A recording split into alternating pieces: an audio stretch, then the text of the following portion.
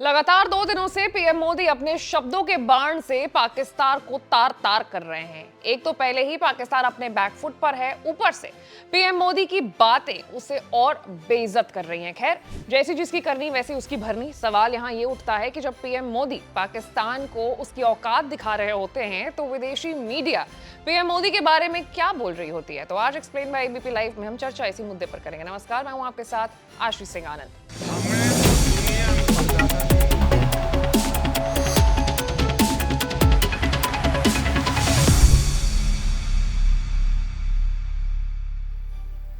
Operation सिंदूर के बाद से पीएम मोदी के बारे में विदेशी मीडिया पर जमकर खूब सारी खबरें लिखी जा रही हैं। उन्होंने पिछले 2 दिन में देश को 2 बार लोगों को संबोधित करके मीडिया को बहुत सारा कंटेंट छापने के लिए दे दिया है। अमेरिका से लेकर के जापान तक सभी कोई सिर्फ पीएम मोदी के बारे में ही बात कर रहा है। अब जानते हैं कि आखिर ये लोग भारत के प्रधानमंत्री और ऑपरेशन सिंदूर के बारे में लिख क्या रहे हैं।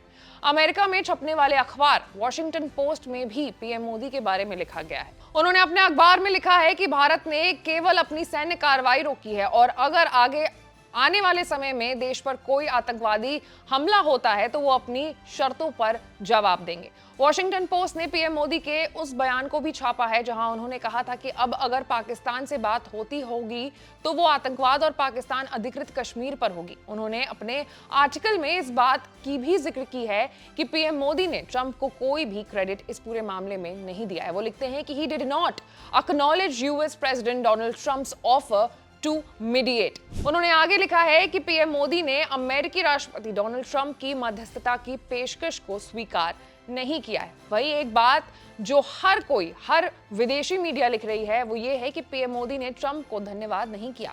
जापान टाइम्स ने अपने एक आर्टिकल में लिखा है कि पीएम मोदी ने अपने भाषण में ना तो अमेरिका का जिक्र किया और ना ही सीज फायर के लिए राष्ट्रपति ट्रंप को क्रेडिट दिया। जापान टाइम्स लिखता है कि सोमवार को मोदी ने युद्ध विराम के लिए अमेरिका का जिक्र नहीं किया और ना ही ट्रंप को श्रेय दिया। उनके बजाय उन्होंने कहा कि पाकिस्तान ने भारतीय सेना द्वारा उनके सीने पर प्रहार किए जाने के बाद दुनिया से तनाव कम करने का आग्रह किया। इसलिए जब पाकिस्तान ने अपील की और कहा कि वो आगे किसी भी तरह की आतंकवादी गतिविधियों या सैन्य दुस्साहस में शामिल नहीं होगा तो भारत ने इस पर विचार किया।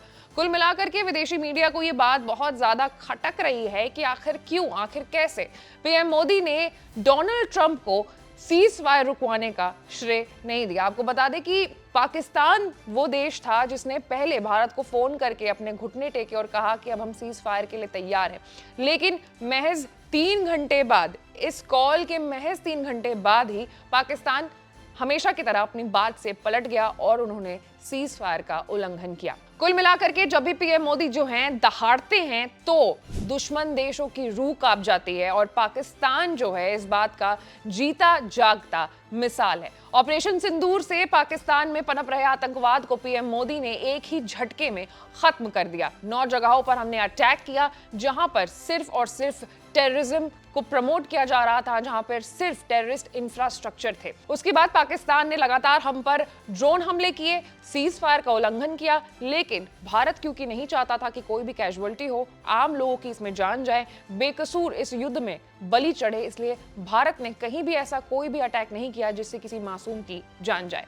इस पूरे मामले पर आपकी क्या राय है, आप कमेंट में हमें जरूर बताइएगा और ऐसे तमाम बड़े खबरों से अपडेटेड रहने के लिए हमारे चैनल को लाइक, सब्सक्राइब और शेयर करना न भूलिएगा। मैं थी आपके साथ आशीष सिंह आनंद।